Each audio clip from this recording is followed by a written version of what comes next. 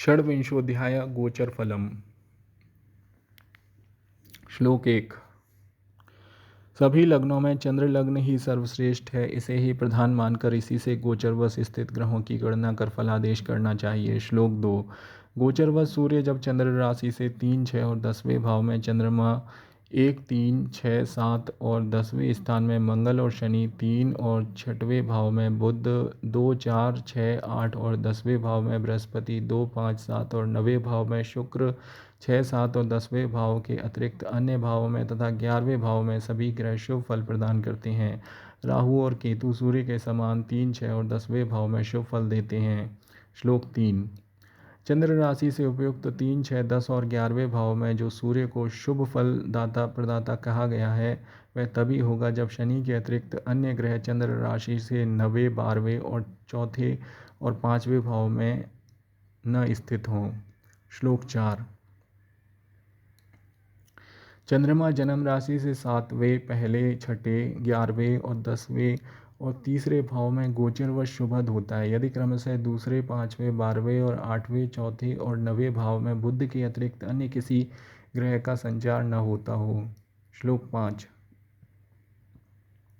शनि और मंगल जन्मकालिक चंद्र राशि से गोचरवश तीसरे, छठे और 11वें भाव में शुभद होता है, यदि क्रमशः 12वें, 9वें और 5वें भाव में गोचरवश अन्य कोई ग्रह न स्थित हो। शनि को सूर्य से वेद नहीं होता। श्लोक 6। जन्मकालिक चंद्र राशि से 2, 4, 6, 8, 10 और 11वें भाव में गोचरवश शुभ फल देता है, यदि चंद्र राशि से क्रमशः 5, 3, 9, 1, 8 और 12वें भाव में चंद्रमा के अतिरिक्त अन्य कोई ग्रह संक्रमित न हो। श्लोक 7। गोचर से बृहस्पति 2, 11, 9, 5 और 7वें भाव जन्म राशि से में शुभप्रद होता है, यदि 12, 8, 10, 4 और तीसरे भाव में गोचर से अन्य कोई ग्रह न हो। श्लोक 8। गोचरवश शुक्र 1, 2, 3, 4, 5, 8, 9, 12 और 11वें जन्म राशि से भावों में शुभ फलप्रद होता है, यदि क्रमशः 8, 7, 1, 10, 9, 5, 11, 6 और तीसरे भाव में गोचर से अन्य कोई ग्रह न हो। श्लोक 9। जन्म राशि में संक्रमित होने पर सूर्य जातक को थकान और धनक्षय कराता है, स्वभाव में चिड़चिड़ापन और रोगार्थता देता है तथा थका देने वाली दुसाध्य यात्रा कराता है। जन्म राशि से द्वितीय भाव में संक्रमण काल में सूर्य धनक्षय और जातक को कष्ट देता है, वह दूसरों के द्वारा छला जाता है तथा उसमें दुराग्रह विकसित होता है। जन्म राशि से तृतीय भाव के संक्रमण काल में जातक को पदोन्नति, धनागम, प्रसन्नता, रोग आदि से मुक्ति और शत्रुओं का नाश कराता है। चतुर्थ भाव के संक्रमण काल में जातक को रोगार्थता तथा विषय भोगादि में विघ्न उपस्थित करता है। श्लोक 10। जन्म राशि से पंचम भाव के संक्रमण काल में मानसिक संताप, स्वास्थ्य संबंधी परेशानी, रोग व्याधि और मोह की वृद्धि होती है। षष्ठ भाव के संक्रमण काल में जातक को रोगादि से मुक्ति, शत्रुओं का शोक, मोहादि और मानसिक संताप से जातक मुक्त होता है। सप्तम भाव के संक्रमण काल में कष्टप्रद यात्राएं, उदर और गुदा मार्ग में रोग तथा अपमानजनक स्थिति उपस्थित होती है। अष्टम भाव के संक्रमण काल में जातक भय और रोग, विवाद, कलह, राजकोप एवं अत्यधिक ताप से कष्ट पाता है। श्लोक 11। नवम भाव के संक्रमण काल में सूर्य जातक को विपत्ति और दीनता देता है, स्वजनों एवं मित्रों से विलगाव और मानसिक कष्ट होता है। दशम भाव के सूर्य द्वारा संक्रमण काल में जातक को वृहत कार्य में सफलता और उच्च पद की प्राप्ति होती है। एकादश भाव में सम्मान और वैभवादि की अभिवृद्धि होती है तथा जातक रोग आदि से मुक्त होता है।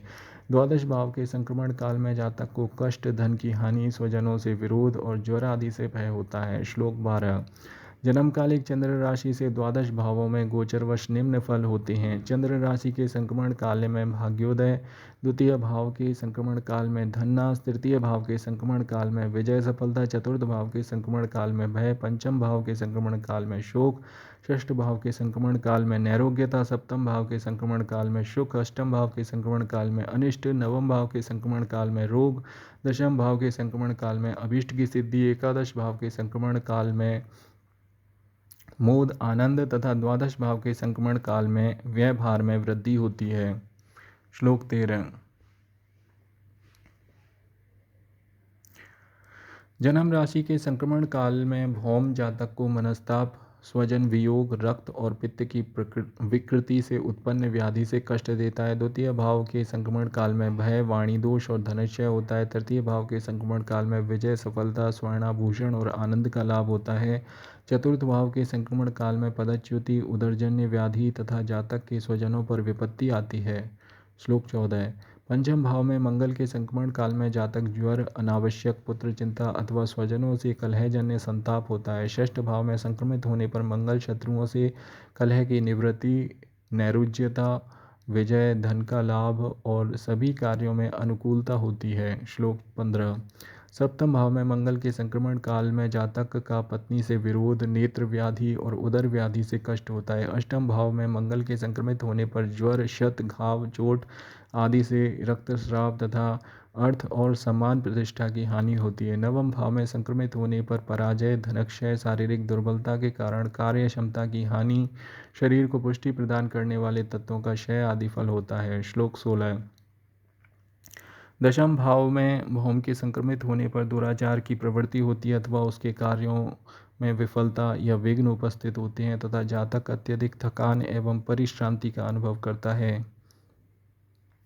एकादश भाव में संक्रमित होने पर जातक को धन, आरोग्यता, भू संपदा आदि की वृद्धि होती है। द्वादश भाव में मंगल के संक्रमण काल में जातक के धन का क्षय और तज्जनित संताप से पीड़ित होता है। अत्यधिक उत्ताप से उद्भूत व्याधि से जातक ग्रस्त होता है।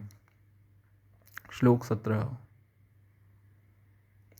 अपने संक्रमण काल में बुध जन्म राशि में धनक्षय कराता है। द्वितीय भाव में संक्रमित होकर धन लाभ कराता है। तृतीय भाव में संक्रमण काल में शत्रु भय देता है। चतुर्थ भाव में संक्रमित होकर धन लाभ कराता है। पंचम भाव में संक्रमण काल में स्त्री और पुत्रों से कलह कराता है। षष्ठ भाव के संक्रमण काल में विजय प्रदान करता है। सप्तम भाव के संक्रमण काल में विरोध कराता है। अष्टम भाव के संक्रमण काल में धन पुत्र आदि का लाभ देता है। नवम भाव के संक्रमण काल में जातक के लिए विघ्न उपस्थित करता है। दशम भाव के संक्रमण काल में चतुर्दिक सुख होता है। एकादश भाव के संक्रमण काल में धन लाभ और द्वादश भाव के संक्रमण काल में जातक को भय एवं तिरस्कार प्राप्त होता है। श्लोक 18। जन्म राशि के संक्रमण काल में बृहस्पति देश त्याग और धन की हानि तथा शत्रुता कराता है। जन्म राशि से द्वितीय भाव में संक्रमित होकर जातक को धन लाभ और गृहस्थ सुख देता है। उसकी वाणी सार गर्भित होती है। तृतीय भाव के संक्रमण काल में पदच्युति, प्रिय व्यक्ति का निधन, व्यवसाय में अवरोध एवं रोगार्थता होती है। चतुर्थ भाव के संक्रमण काल में स्वजनों और बंधु बांधवों के कारण कष्ट, दीनता और चतुष्पादों से भय होता है। श्लोक 19। बृहस्पति द्वारा जन्म राशि से पंचम भाव के संक्रमण काल में जातक को पुत्र लाभ और सज्जनों से समागम होता है तथा राजकृपा प्राप्त होती है। षष्ठ भाव की संक्रमणावधि में जातक शत्रुओं और स्वजनों के द्वारा उत्पीड़ित होता है तथा रोगार्थता से कष्ट पाता है। सप्तम भाव में संक्रमण काल से सदुद्देश्य से यात्रा, भार्या से सुख और पुत्र लाभ होता है। अष्टम भाव के संक्रमण काल में कष्टप्रद यात्राएं, अरिष्ट, धनक्षय और कष्ट आदि फल होते हैं। श्लोक 20। भाग्य भाव नवे भाव में संक्रमित होने पर बृहस्पति सौभाग्य का उदय और सिद्धि कराता है। दशम भाव में संक्रमण काल में धन, स्थान और पुत्र की हानि कराता है। एकादश भाव के बृहस्पति द्वारा संक्रमण काल में पुत्र, स्थान और सम्मान आदि की वृद्धि होती है। द्वादश भाव में संक्रमित होने पर जातक को कष्ट, धन संपदा आदि की हानि का भय होता है। श्लोक 21। जन्म राशि के संक्रमण काल में शुक्र समस्त विषय भोग का सुख प्रदान करता है। द्वितीय भाव में संक्रमित होकर धन लाभ, तृतीय भाव में संक्रमित होकर वैभव आदि का सुख, चतुर्थ भाव में संक्रमित होकर सुख और मित्रों की प्राप्ति, पंचम भाव में संक्रमित होकर संतान लाभ का सुख, षष्ठ भाव में संक्रमण काल में विपत्ति, सप्तम भाव में के संक्रमण काल में स्त्री को कष्ट, अष्टम भाव के संक्रमण काल में धन लाभ, नवे भाव के संक्रमण काल में सुख, दशम भाव के संक्रमण काल में कलह का भय, एकादश भाव के संक्रमण काल में निर्भयता तथा द्वादश भाव के संक्रमण काल में जातक को धन का लाभ होता है। श्लोक 22। गोचरवश शनि जब जातक के जन्म राशि में प्रवेश करता है तब रोगादि की वृद्धि, स्वजन का निधन, द्वितीय भाव के संक्रमण काल में धन पुत्र आदि की हानि, तृतीय भाव के संक्रमण काल में पद, स्थान, भृत्य और धन का लाभ, चतुर्थ भाव के संक्रमण काल में स्वजन, स्त्री और धन का नाश, पंचम भाव के संक्रमण काल में धन, पुत्र और बुद्धि की क्षति, षष्ठ भाव में संक्रमण काल के सभी प्रकार के सुख, सप्तम भाव के संक्रमण काल में स्त्री को कष्ट, यात्रा और भय होता है। अष्टम भाव के संक्रमण काल में पुत्र, पशु, मित्र और धन का विनाश तथा रोगार्थता आदि फल होता है। श्लोक 23। नवम भाव में शनि के संक्रमित होने पर दरिद्रता, धार्मिक अनुष्ठान आदि में बाधा, पिता के समान किसी स्वजन का निधन और कष्ट होता है। दशम भाव के संक्रमण काल में दुराचार में प्रवृत्ति, मान प्रतिष्ठा आदि की हानि और रोग आदि से कष्ट होता है। एकादश भाव के संक्रमण काल में सभी प्रकार के सुख, विभव और उत्कृष्ट कीर्ति का लाभ होता है। व्यय भाव के संक्रमण काल में शनि जातक को थकान, अनावश्यक निरर्थक कार्य में प्रवृत्ति, शत्रु द्वारा धनक्षय, स्त्री पुत्र आदि को रोगादि भय और कष्ट होता है। श्लोक 24। गोचरवश राहु जन्म राशि आदि द्वादश भावों में क्रमशः जन्म राशि में शारीरिक क्षति, द्वितीय भाव में धनक्षय, तृतीय भाव में सुख, चतुर्थ भाव में कष्ट, पंचम भाव में धनहानि, षष्ठ भाव में सुख, सप्तम भाव में विनाश, अष्टम भाव में मृत्यु या मृत्यु तुल्य कष्ट, नवम भाव में हानि, दशम भाव में लाभ, एकादश भाव में सुख और द्वादश भाव में व्यय भार में वृद्धि आदि फल देता है। श्लोक 25। सूर्य और मंगल राशि के प्रथम 10 अंश के संक्रमण काल में बृहस्पति और शुक्र राशि के 10 अंश से 20 अंश पर्यंत, चंद्रमा और शनि राशि के अंतिम 10 अंशों के संक्रमणावधि में अपना फल देते हैं। बुध और राहु संपूर्ण राशि के संक्रमण काल में फल देते हैं। श्लोक 26। पूर्व पश्चिम दिशाओं में 7 रेखाएं और उनके ऊपर यामी उत्तर दिशा में 7 रेखाएं खींचकर इन रेखाओं के 28 छोरों पर पूर्वोत्तर दिशा में कृतिका से प्रारंभ कर साभिजित 28 नक्षत्रों को चित्र के अनुसार स्थापित करने से सप्तशला का चक्र बनता है। सूर्याधिष्ठित नक्षत्र से यदि जन्म नक्षत्र का वेद हो तो जीवन का कष्ट होता है। सूर्य नक्षत्र का वेद यदि आधान नक्षत्र से हो तो भय और चिंता। यदि कर्म नक्षत्र का वेद हो तो धनहानि होती है, किंतु यदि सूर्य के साथ उस नक्षत्र में कोई पाप ग्रह युत हो तो उक्त वेद स्थिति में मृत्यु होती है। श्लोक 27।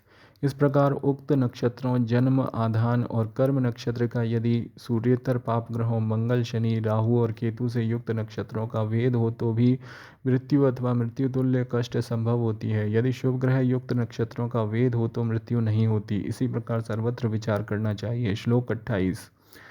आधान नक्षत्र, कर्म नक्षत्र, विपत, जन्म नक्षत्र, वैनाशिक नक्षत्र, प्रत्यय नक्षत्र तथा वध नक्षत्र का वेद यदि पाप ग्रह से हो तो मृत्यु कारक होते हैं। यदि शुभ ग्रह से उक्त नक्षत्रों का वेद हो तो केवल व्यावसायिक क्षति होती है। श्लोक 29। सूर्य संक्रांति या अन्य किसी ग्रह के राशि परिवर्तन के दिन, ग्रहण, ग्रहयुद्ध या उल्का निपात के दिन यदि जन्म त्रय नक्षत्र, जन्म नक्षत्र, अनुजन्म नक्षत्र या त्रिजन्म नक्षत्र पड़े तो वह दिन जातक के लिए अनिष्टकर होता है। श्लोक 30। पाप फल देने वाले ग्रह यदि शुभ ग्रह से दृष्ट हों अथवा शुभ फल देने वाले ग्रह यदि पाप ग्रह से दृष्ट हों तो दोनों स्थितियों में ग्रह निष्फल होते हैं। यदि शुभ या पाप फल प्रदाता ग्रह अपने शत्रु से दृष्ट हों तब भी वे निष्फल होते हैं। श्लोक 31। अनिष्ट स्थान में स्थित ग्रह यदि अपनी राशि या अपनी उच्च राशि में स्थित हों तो वे अनिष्ट कारक नहीं होते। ऐसे ग्रह यदि शुभ स्थान में स्थित हों तो गोचर में वे पूर्ण फल देते हैं। श्लोक 32। गोचर से ग्रह यदि शुभप्रद स्थानों में स्थित हों और अपनी नीच राशि, शत्रु राशि या सूर्य सानिध्य में अस्त हों तो वे शुभ फल नहीं देते। यदि अशुभ प्रद स्थान में उक्त स्थिति में हों तो उनका अशुभ फल अधिक होता है। श्लोक 33। शनि, सूर्य, भौम और बृहस्पति गोचर वशात जब जन्म राशि उससे अष्टम और द्वादश राशि में हो तो जातक को मृत्यु व पदच्युति और धन क्षय के कारण होते हैं। श्लोक 34। जन्म राशि से गोचरवश अष्टम भाव में चंद्रमा, सप्तम भाव में भौम, नवम भाव में राहु, षष्ठ भाव में शुक्र, तृतीय भाव में बृहस्पति, पंचम भाव में सूर्य, जन्म राशि में शनि और चतुर्थ भाव में बुध जातक को अपमान, धनक्षय और अन्य परिस्थितियों के अनुकूल रहने पर मृत्युदायक भी हो सकते हैं। श्लोक 35। जन्म नक्षत्र आनन में द्वितीयादि 4 नक्षत्र, शिर में षष्ठादि 4 नक्षत्र, वक्ष में दशमादि 4 नक्षत्र, दक्षिण भुजा में चतुर्दशादि 6 नक्षत्र, दोनों पैरों में विंशत्यादि 4 नक्षत्र, वाम भुजा में 24वां और 25वां नक्षत्र, दोनों नेत्रों में तथा 26वां और 27वां नक्षत्र गुह्यांगों में न्यस्त कर फल का विचार करना चाहिए। जन्म नक्षत्र में गोचरवश यदि सूर्य संक्रमित हो तो विनाश, सिर में धनागम, वैभवादि वक्षस्थ नक्षत्रों में विजय, दक्षिण भुजा में धनागम, दोनों पैरों के नक्षत्रों में निर्धनता, वाम भुजा के नक्षत्रों में देह पीड़ा, नेत्रस्थ नक्षत्रों में लाभ तथा गुह्य प्रदेशस्थ नक्षत्रों में गोचर व सूर्य की स्थिति मृत्युकारक होती है। श्लोक 36। जन्म नक्षत्र आदि 2 नक्षत्र आनन में, 3 आदि 4 नक्षत्र सिर में, 7 आदि 2 नक्षत्र पृष्ठभाग में, 9 आदि 2 नक्षत्र दोनों नेत्रों में, 11 आदि 5 नक्षत्र वक्ष स्थल में, 16वां आदि 3 नक्षत्र वाम हस्त में, 19वां आदि 6 नक्षत्र दोनों पैरों में, 25वां आदि 3 नक्षत्र दक्षिण हस्त में न्यस्त करना चाहिए। आनयस्थ नक्षत्रों में चंद्रमा के आने पर अतिभय, शिरस्थ नक्षत्रों में कुशल सुख, पृष्ठस्थ नक्षत्रों में विजय, नेत्रस्थ नक्षत्रों में धनागम, वक्षस्थ नक्षत्रों में आत्मिक सुख, वाम हस्तगत नक्षत्रों में कलह, पैरों में स्थित नक्षत्रों में यात्रा, दक्षिण हस्त के नक्षत्रों में भ्रमण काल में चंद्रमा धन लाभ कराता है। श्लोक 37। आनन में न्यस्त जन्म नक्षत्र आदि 2 नक्षत्रों में गोचरवश चंद्रमा के आने पर जातक को मृत्यु भय होता है। पैर के तृतीय आदि 6 नक्षत्रों के संक्रमण काल में विवाद, कलह, वक्षस्त्र नवमादि नक्षत्रों में जय सफलता, वामहस्त के द्वादशादि 4 नक्षत्रों में दारिद्र्य, शिर के षोडशादि 2 नक्षत्रों में लाभ, आनन के अष्टदशादि 4 नक्षत्रों में असीम भय, दक्षिण हस्त के द्वाविंशत्यादि 4 नक्षत्रों में सुख आनंद और नेत्रद्वय के षड्विंशत्यादि 2 नक्षत्रों में गोचरवश मंगल विदेश गमन कराता है। श्लोक 38। सिर के जन्म नक्षत्र आदि 3 नक्षत्रों में गोचरवश बुध, बृहस्पति और शुक्र दुख और शोक देते हैं। आनन के चतुर्थादि 3 नक्षत्रों में लाभ, हस्तद्वय के सप्तमादि 6 नक्षत्रों में अनर्थ, कुक्षी के त्रयोदशादि 5 नक्षत्रों में प्रचुर धन लाभ, लिंग प्रदेश के अष्टदशादि 2 नक्षत्रों में हानि विनाश और चरणद्वय के 19 आदि 8 नक्षत्रों में सम्मान एवं प्रतिष्ठा देते हैं। श्लोक 40। श्लोक 39-40। आनन के जन्माक्ष में गोचर वशात शनि, राहु और केतु दुख क्लेश आदि फल देते हैं। दक्षिण हस्त के द्वितीयादि 4 नक्षत्रों में सुख प्रसन्नता, दक्षिण चरण के षष्ठ्यादि 3 नक्षत्रों में यात्रा, वाम चरण में नवमादि 3 नक्षत्रों में हानि, वाम हस्त के द्वादशादि 4 नक्षत्रों में लाभ, कुक्ष प्रदेश के षोडशादि 5 नक्षत्रों में भोगादि सुख, शिर के 21 3 नक्षत्रों में सुख उल्लास, नेत्रों के चतुर्विंशादि नक्षत्र द्वय में उल्लास तथा पृष्ठ के षड्विंशत्यादि नक्षत्र द्वय में उक्त तीनों जीवन भय देते हैं। श्लोक 41। अष्टक वर्ग समुदाय के जिस भाव राशि में अधिक बिंदु प्राप्त हो उस भाव में गोचरवश ग्रह शुभ फल देते हैं। त्रिक छठे, 8वें, 12वें भाव में भी यदि अधिक बिंदु प्राप्त हो तो उस भाव में भी गोचरवश ग्रह शुभ फल देते हैं। श्लोक 42, 43, 44। सूर्य नक्षत्र से 12वां नक्षत्र, मंगल के नक्षत्र से तीसरा नक्षत्र, बृहस्पति के नक्षत्र से छठा नक्षत्र, शनि नक्षत्र से 8वां नक्षत्र आगे की ओर गिनने पर पुरोलता से युक्त होता है। शुक्र नक्षत्र से 5वां नक्षत्र, बुध नक्षत्र से 7वां नक्षत्र, राहु स्थित नक्षत्र से 9वां नक्षत्र तथा चंद्र नक्षत्र गोचरवश से 12वां नक्षत्र पृष्ठ लता दोष युक्त होता है। ग्रह स्थित नक्षत्र से पुरो या पृष्ठ लता की गणना होती है। जन्म नक्षत्र, जिस नक्षत्र में जन्म कालिक चंद्रमा स्थित हो उसे जन्म नक्षत्र कहते हैं। यदि लता पड़े तो व्यथा, रोग या थकान होती है।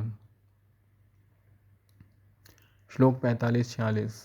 सूर्य की लता में समस्त धन संपदा आदि विनष्ट होता है। राहु और केतु की लता में आपदा, बृहस्पति की लता में मृत्यु, संबंधियों का विनाश, असुरक्षाजन्य भय, शुक्र की लता में कलह विवाद, बुध की लता में पदच्युति या पदावनति और इसी प्रकार की विपत्ति चंद्रमा की लता में हानि फल होते हैं।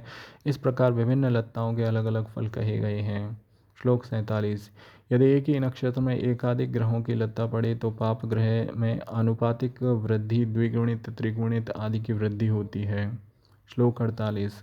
सर्वतो भद्र चक्रानुसार शुभ वेद शुभ फलदायक और पाप भेद कष्टप्रद होता है। गोचर फल कथन में इसका विशेष रूप से विचार करना चाहिए। श्लोक 49।